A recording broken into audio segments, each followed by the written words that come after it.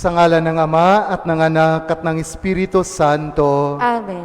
Ang pagpapala ng ating Panginoong Jesucristo, ang pag-ibig ng Diyos Ama at ang pakikipagkaisa ng Espiritu Santo naway sumainyong lahat. At sumainyo rin. Mga kapatid, pang-apat na gabi sa ating paghahanda para sa kapanganakan ng ating Panginoon. At sa atin pong pagtitipon para sa Eukaristiyang ito, pasalamatan, papurihan po natin ang Panginoon sa mga biyayang ipinagkaloob niya sa atin. Aminin natin ang ating mga kasalanan upang tayo'y maging marapat gumanap sa banal na pagdiriwang. Inaamin ko sa makapangyarihang Diyos at sa inyo mga kapatid, na lubha ko nagkasala sa isip, sa salita, sa gawa, at sa aking pagkukulang. Kaya isinasamo ko sa mahal na Birheng Maria, sa lahat ng mga anghel at mga banal, at sa inyo mga kapatid, na ako'y ipanalangin sa Panginoong ating Diyos. Kaawaan tayo ng makapangyarihang Diyos, patawarin tayo sa ating mga kasalanan, at patnubayan tayo sa buhay na walang hanggan. Amen. Panginoon, kaawaan mo kami. Panginoon, kaawaan mo kami. Kristo, kaawaan mo kami. Kristo, kaawaan mo kami. Panginoon, kaawaan mo kami. Panginoon, kaawaan mo kami. Gloria in excelsis Deo. Puri sa Diyos sa kaitaasan, at sa luma'y kapayapaan sa mga taong kinalulugan niya. Pinupuri ka namin, dinarangal ka namin, sinasamba ka namin, pinasasalamatan ka namin. Dahil sa dakila mo, aking kamurihan, Panginoong Diyos, Hari ng langit,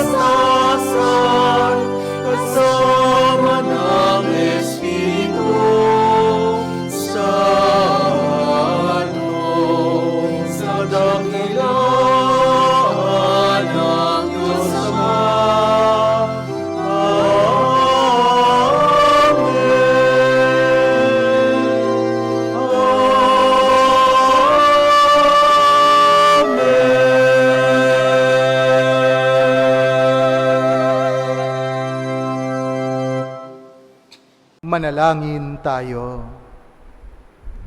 Ama naming makapangyarihan, minarapat mong mahayag ang iyong kadakilaan sa pagsilang ng mahal na Birhen para sa sanlibutan. Ang dakilang misteryong ito ng pagkakatawang tao ng anak mo ay mapag-ukulan nawa namin ng lubos na pananalig at maipagdiwang namin ng may di magbamaliw na pag-ibig. Sa pamagitan niya, kasama ng Espiritu Santo, magpa sa walang hanggan. Amen. Binigyan ng Diyos si Manoah at ang kanyang baog na asawa ng isang anak na ang pangalay Samson, na kalaunay nagpalaya sa Israel mula sa mga Filisteo. Hawig ng kwentong ito ang kwento ng pagsilang kay Juan Bautista. Pagbasa mula sa aklat ng mga hukom. Noong mga araw na iyon, sa bayan ng Zora, ay may isang lalaking Manoah ang pangalan, kabilang sa lipi ni Dan. Ang asawa niya ay hindi magkaanak. Minsan, napakita sa babae ang anghel ng Panginoon at sinabi, "Hanggang ngayon wala kang anak, ngunit hindi magtatagal, maglilihi ka at manganganak. Mula ngayon ay huwag kang iinom ng anumang uri ng alak, nititikim ng anumang bawal na pagkain. Kung maipanganak mo na siya, huwag mong papuputulan ng buhok, pagkat mula pa sa kanyang pagsilang, ay itatalaga na siya sa Diyos. Siya ang magsisimulang magligtas sa Israel mula sa mga Filisteo." Ang babae lumapit sa kanyang asawa at kanyang sinabi, "Napakita sa akin ng isang propeta ng Diyos, parang anghel. Kinikilabutan ako. Hindi ko tinanong kung taga saan siya, at hindi naman niya sinabi kung sino siya. Huwag daw akong iinom ng alak, nititikim ng anumang bawal na pagkain, pagkat ang sanggol na isisilang ko'y itatalaga sa Diyos." Dumating ang araw at nanganak ang asawa ni Manoah. Lalaki ang sanggol, at pinangalanan nilang Samson. Lumaki ang bata na patuloy na pinagpala ng Panginoon. Ang Espiritu ng Panginoon ay lumukob kay Samson. Ang salita ng Diyos. Salamat sa Diyos.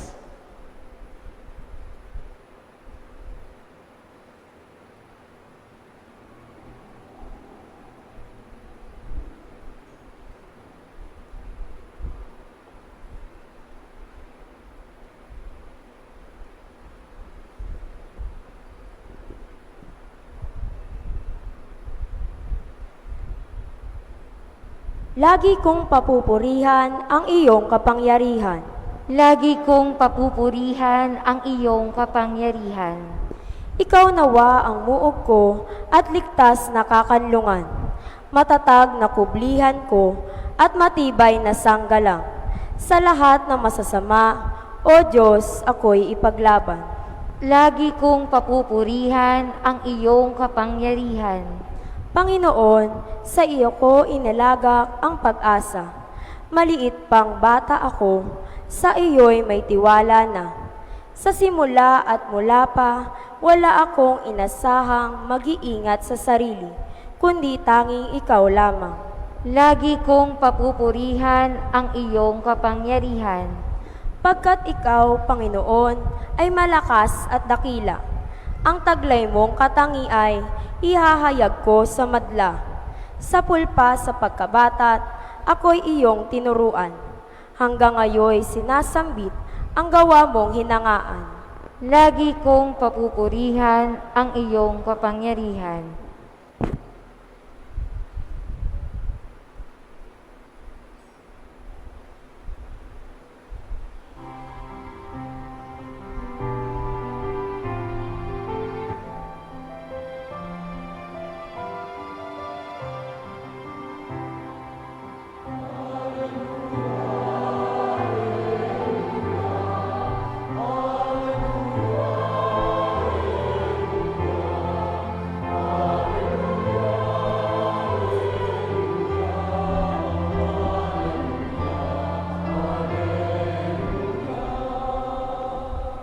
Sa ngakang ugat ni Yese, taga-akay ng marami, halina't tubusin kami.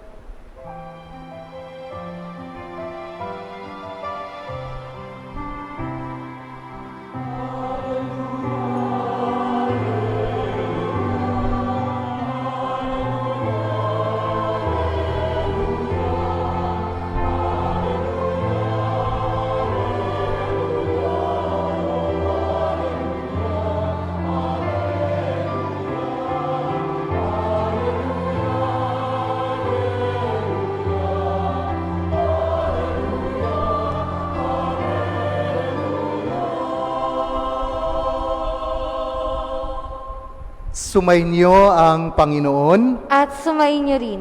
Ang pagbasa ng mabuting balita ng Panginoon ayon kay San Lucas. Papuri sa iyo, Panginoon.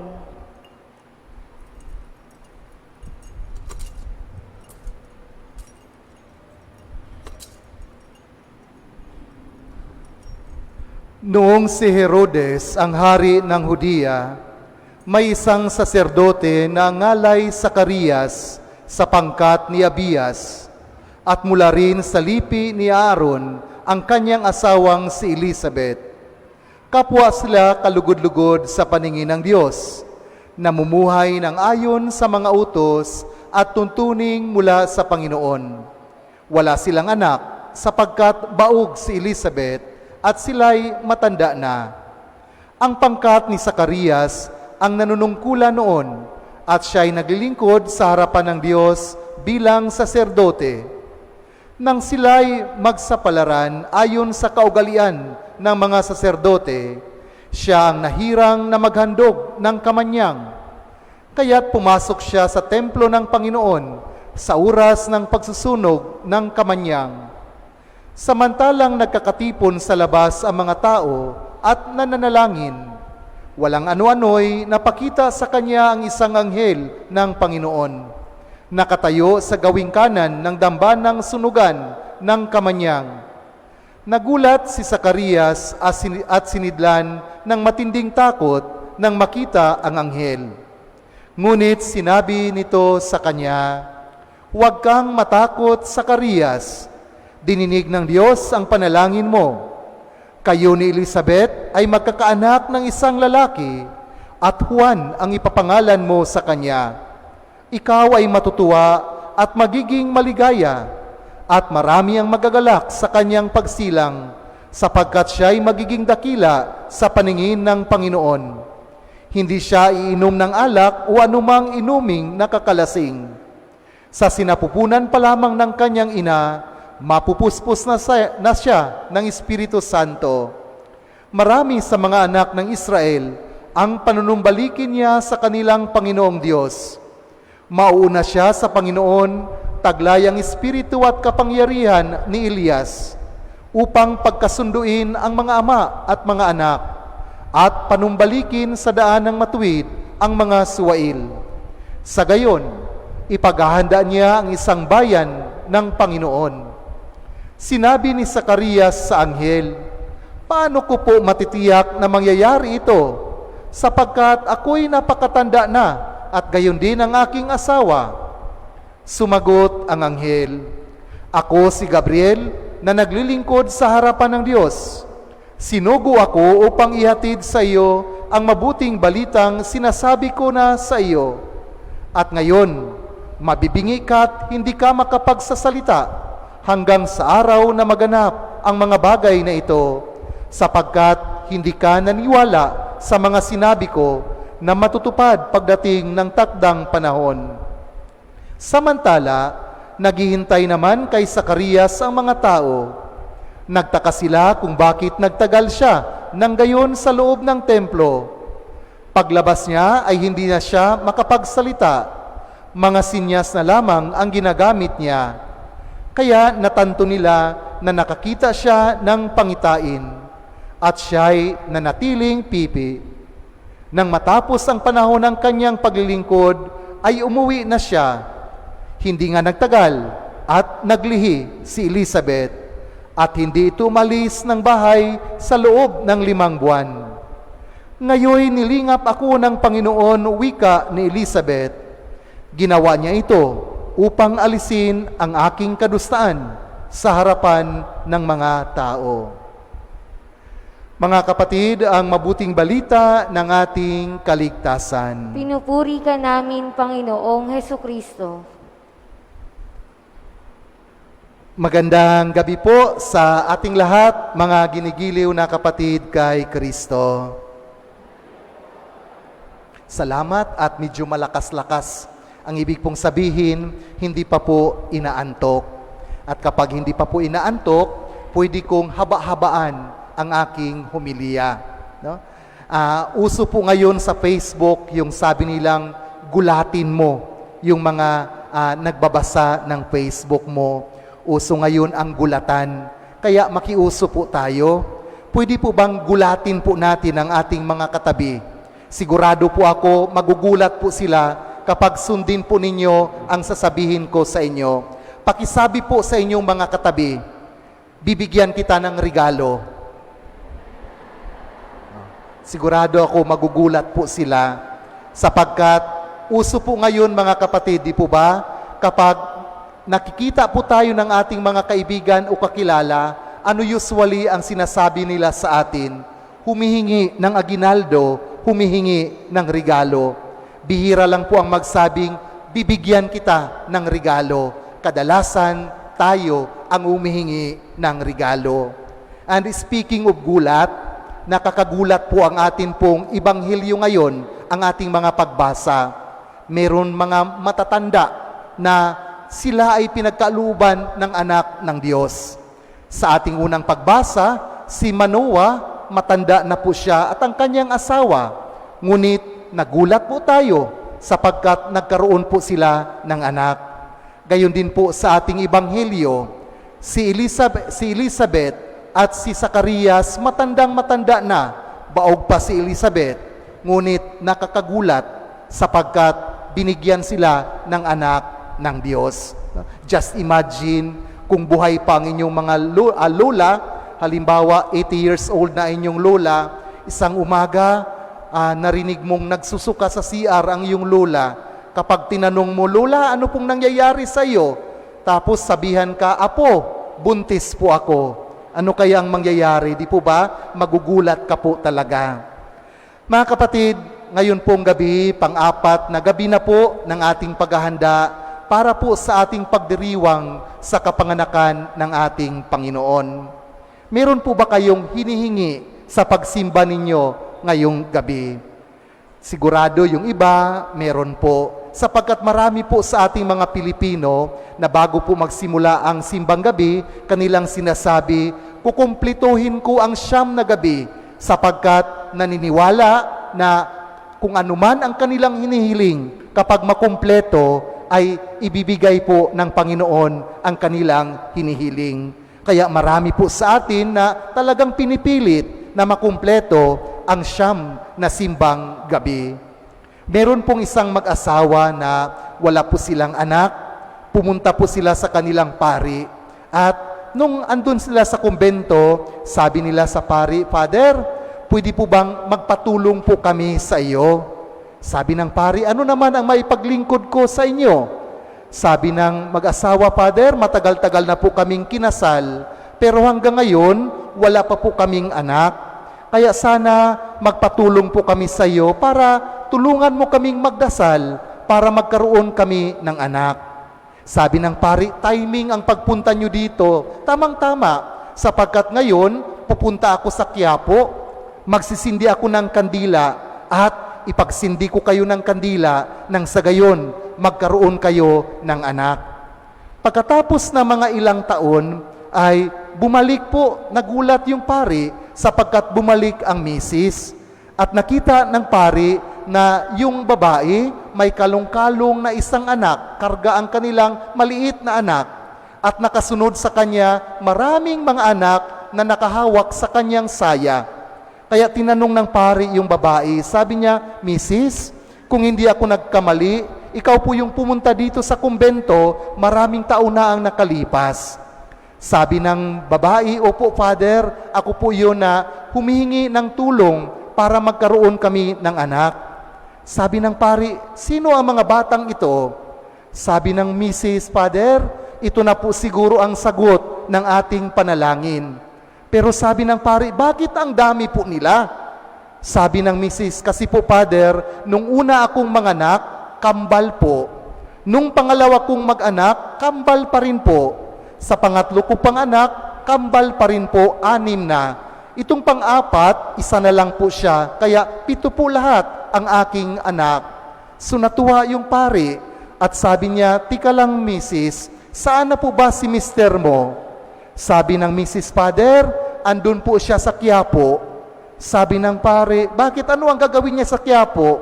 Sabi niya, Father, hinahanap po niya yung kandila na sinindihan mo para patayin po niya kasi ang dami na po naming anak ngayon, Father. Mga kapatid, sa atin pong mga pagbasa, no, 2 matatanda, pinagkalooban ng anak ng Diyos. Si Manoah, nagkaroon sila ng anak ng pangalan, Samson. At si Zacarias at si Elizabeth, ang kanilang nagiging anak, si Juan, na nagiging tagapagbinyag.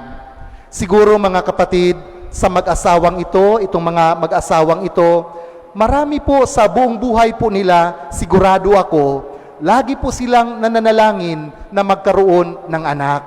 At sigurado din po na dumating din po sa punto ng kanilang buhay na parang napagod na po sila sapagkat matanda na sila. Napagod na rin po siguro sila sa kakahingi sa Panginoon na magkaroon po sila ng anak.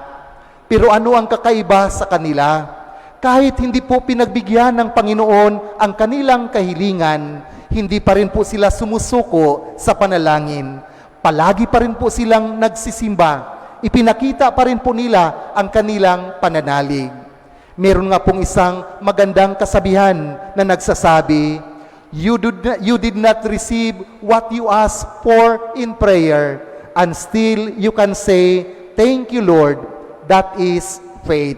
Kung ikaw daw po, hindi mo pa natanggap ang hinihingi mo sa Panginoon at makapagsabi ka pa rin sa Panginoon, Salamat, Panginoon. Ang tawag daw po niyan, pananalig, pananampalataya. Kaya ma-imagine po natin ang galak, ang tuwa ng mga mag-asawang ito nang finally, pinagkalooban sila ng Panginoon ng kanilang mga anak.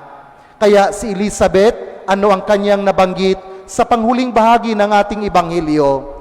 Sabi ni Elizabeth, ngayoy nilingap ako ng Panginoon. Ginawa niya ito upang alisin ang aking kadustaan sa harapan ng mga tao. Maintindihan po natin itong sinabi ni Elizabeth, mga kapatid, sapagkat sa mga Hudyo, nung unang panahon, ang isang babae na hindi magkaanak, kinukonsider po nilang isang sumpa ng Panginoon. Sinumpa sila ng Panginoon ang paningin ng maraming tao sapagkat kinukonsider silang makasalanan. Kaya gano'n na lang ang stigma kapag hindi ka po magkaanak. Pero para po sa atin na mga Kristiyano, hindi po ganyan ang ating pananaw. Bakit hindi po ganyan ang ating pananaw? Upo, ang anak, isang malaking biyaya ng Panginoon. Pero iba-iba ang forma, iba-ibang klase ang biyaya ng Panginoon para na ibinibigay sa atin. Kung hindi man kayo biniyayaan ng isang anak, kung tingnan po natin sa ating buhay, marami pa ring biyaya ang ibinibigay ng Panginoon sa atin. Halimbawa, biyaya ng mabuting kalusugan, biyaya ng magandang hanap buhay, biyaya ng magandang relasyon sa inyong kapwa, kapayapaan sa pag-isip at puso na puno ng pagmamahal. Yan po ang ilan lamang sa mga biyaya, pagpapala ng Panginoon. Kaya kung hindi man kayo bininiyaan ng isang anak, huwag kayong magtampo sa Panginoon sapagkat marami namang biyaya, hindi lang ang anak ang pinagkaloob sa atin ng Panginoon. Mga kapatid, ano po ba ang mensahe na nais ipaabot po sa atin sa ating Ebanghelyo? Lahat po tayo na isinilang sa mundong ito, meron pong purpose ang Panginoon. Merong dahilan bakit isinilang tayo sa mundong ito. God has created us for a reason. That is why we are born. Sa atin pong unang pagbasa, si Samson, isinilang po siya para pangunahan ang mga Israelita sa pakikipaglaban sa kanilang kaaway. Yun ang mahalagang papel ni Samson. Sa ating ebanghelyo, si Juan, isinilang po siya. Ano ang kanyang magiging papel?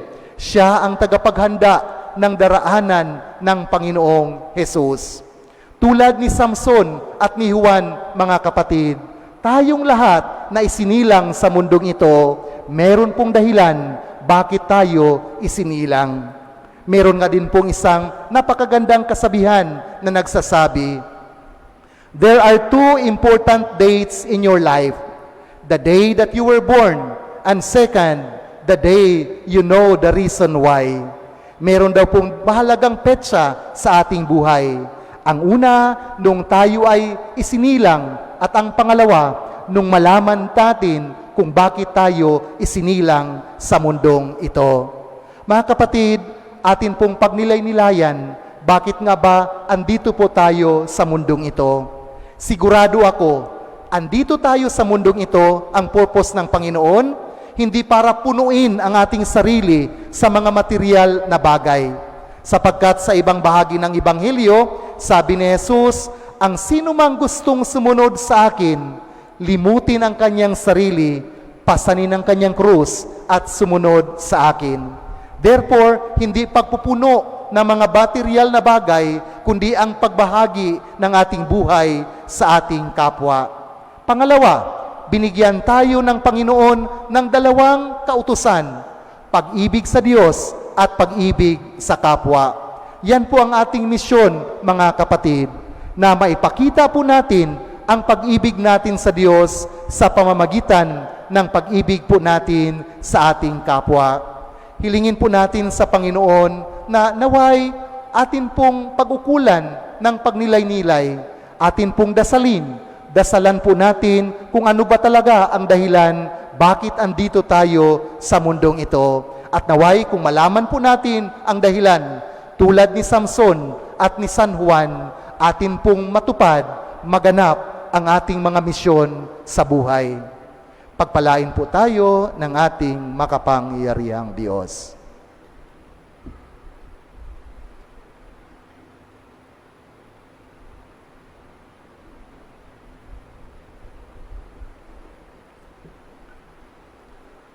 Dumulog tayo sa kabutihang loob ng ating Ama na kailanmay hindi magmamaliw. Sa tamang panahon, Kanyang ipagkaloob ang mga adhikain at pangarap ng Kanyang bayan. Ang atin pong itutugon, Amang mapagmahal, biyayaan mo kami. Amang mapagmahal, biyayaan mo kami. Patuloy nawang maging matatag ang mga namumuno sa simbahan na manindigan sa katotohanan at pagtatanggol ng karapatang pantao. Manalangin tayo.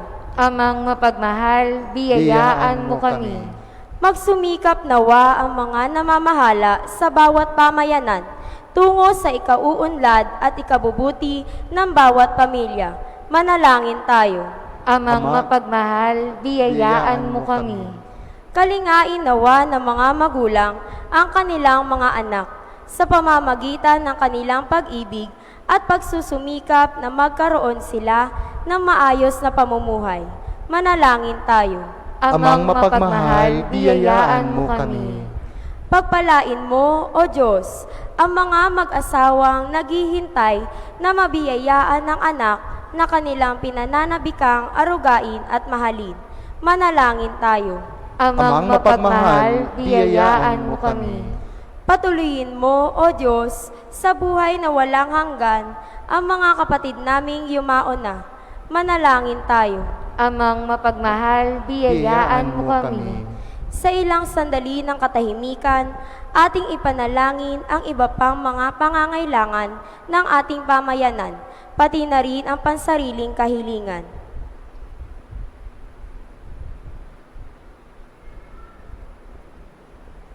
Manalangin tayo. Amang mapagmahal, biyayaan mo kami. Ama, patuloy mo nawang biyayaan ang iyong sambayanan at sa pagtanggap namin ng mga kaloob mo, kami naway magsilbing biyaya at mukha ng kagandang loob mo sa bawat isa. Hinihiling namin ito sa pamagitan ni Kristong aming Panginoon. Amen.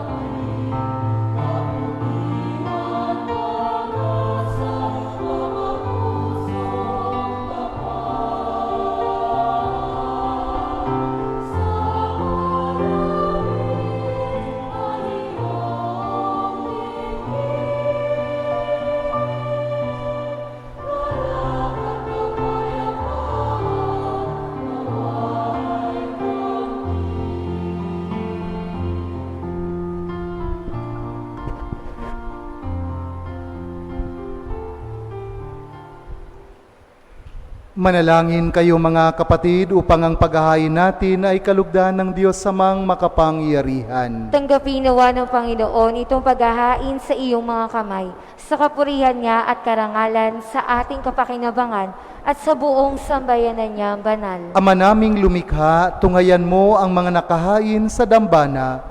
Itong aming abang nakayanan ay magkamit nawa ng kapupunang kabanalan na idinudulot ng iyong kapangyarihan sa pamamagitan ni Jesucristo kasama ng Espiritu Santo magpa sa walang hanggan. Amen. Sumainyo ang Panginoon. At sumainyo rin. Itaas sa Diyos ang inyong puso at diwa. Itinaas na namin sa Panginoon. Pasalamatan natin ang Panginoong ating Diyos. Marapat na siya ay pasalamatan. Ama naming makapangyarihan, tunay ngang marapat na ikaw ay aming pasalamatan sa pamamagitan ni Jesucristo na aming Panginoon.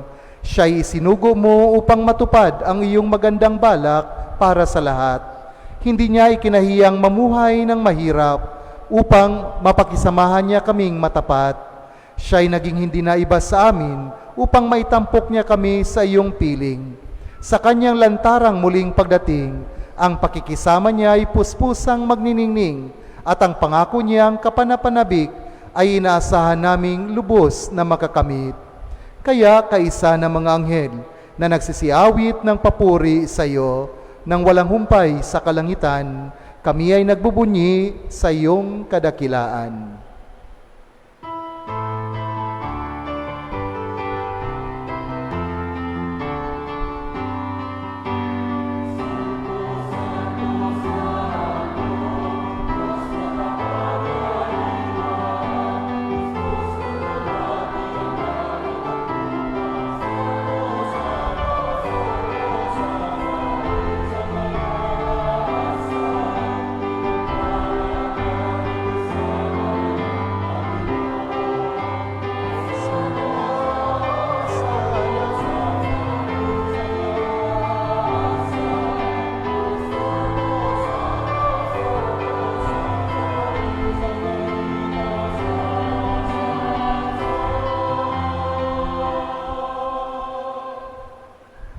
Ama naming banal, ikaw ang bukal ng tanang kabanalan, kaya't sa pamamagitan ng iyong Espiritu, gawin mong banal ang mga kaloob na ito upang para sa amin maging katawan at dugo ng aming Panginoong Hesukristo.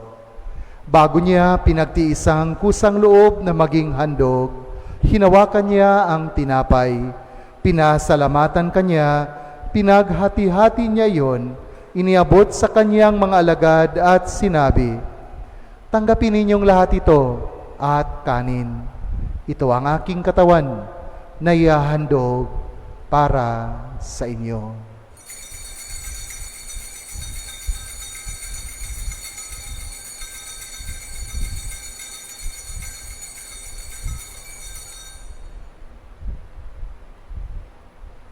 Gayon din naman nung matapos ang hapunan, hinawakan niya ang kalis. Muli kanyang pinasalamatan, iniabot niya ang kalis sa kanyang mga alagad at sinabi, "Tanggapin ninyong lahat ito at inumin. Ito ang kalis ng aking dugo, ng bago at walang hanggang tipan. Ang aking dugo na ibubuhos para sa inyo at para sa lahat, sa ikapagpatawad ng mga kasalanan. Gawin ninyo ito sa pag-alala sa akin."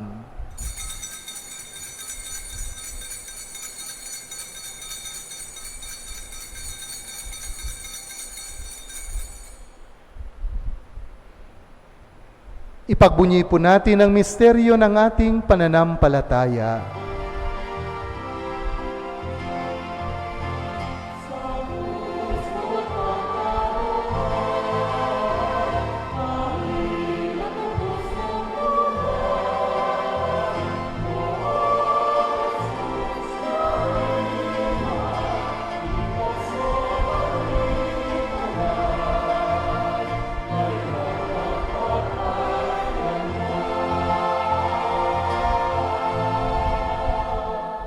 Ama, ginagawa namin ngayon ang pag-alala sa pagkamatay at muling pagkabuhay ng iyong anak.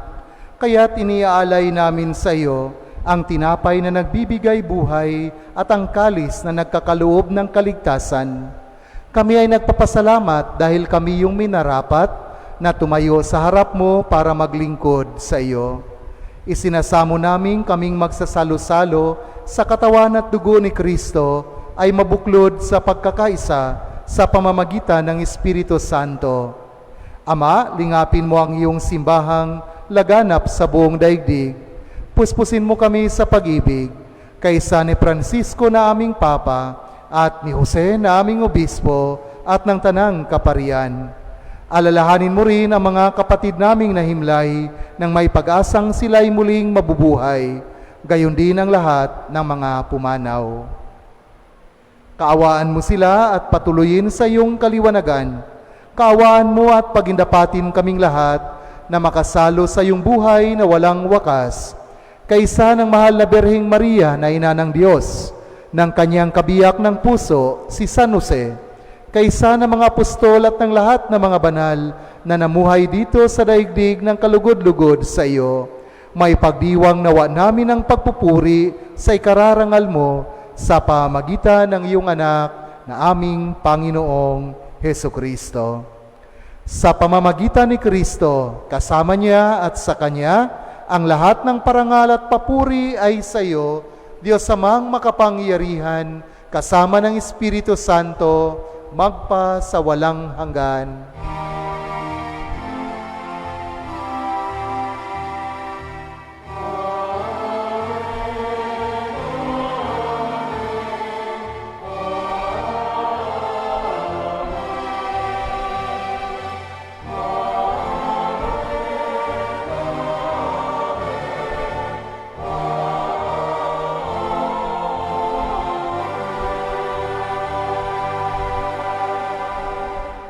Sa tagubili ng mga nakagagaling na utos at turo ni Jesus na Panginoon natin at Diyos, ipahayag natin ng lakas loob.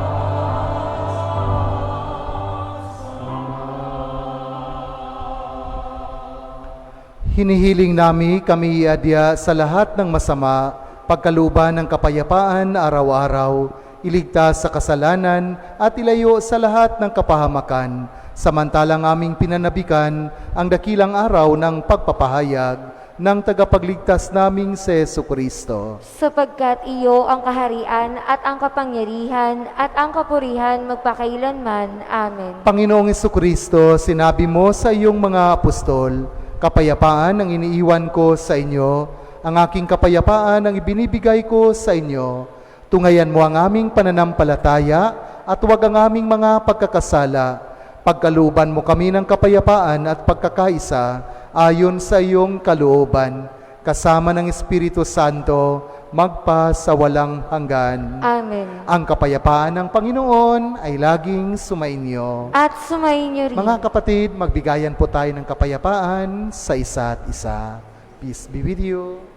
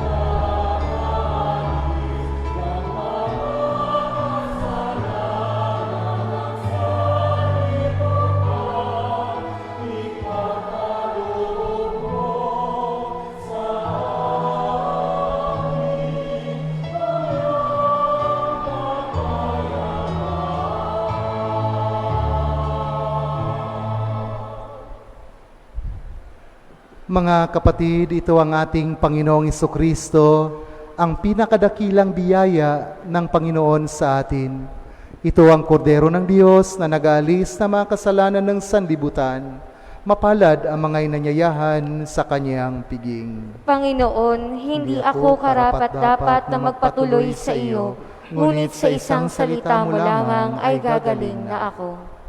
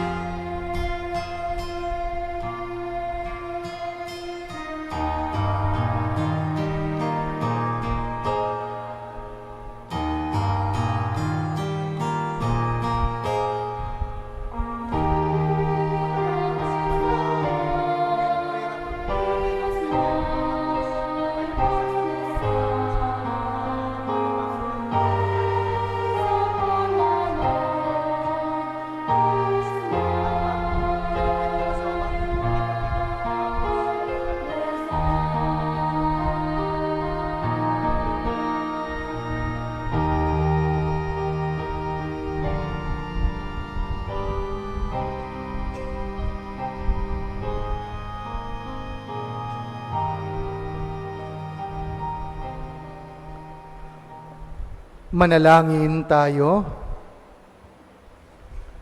Ama naming mapagmahal, bilang pagtanaw ng utang na loob sa aming pinagsaluhan, kami ay panatilihin mong nananabik sa mga darating mong bigay upang mapaghandaan naming tanggapin ng marangal ang pagsilang ng aming manunubos na mahal, na siyang namamagitan kasama ng Espiritu Santo magpa sa walang hanggan. Amen. Sumainyo ang Panginoon. At sumainyo rin. Iyuko po ninyo ang inyong ulo habang iginagawad ang pagbabasbas.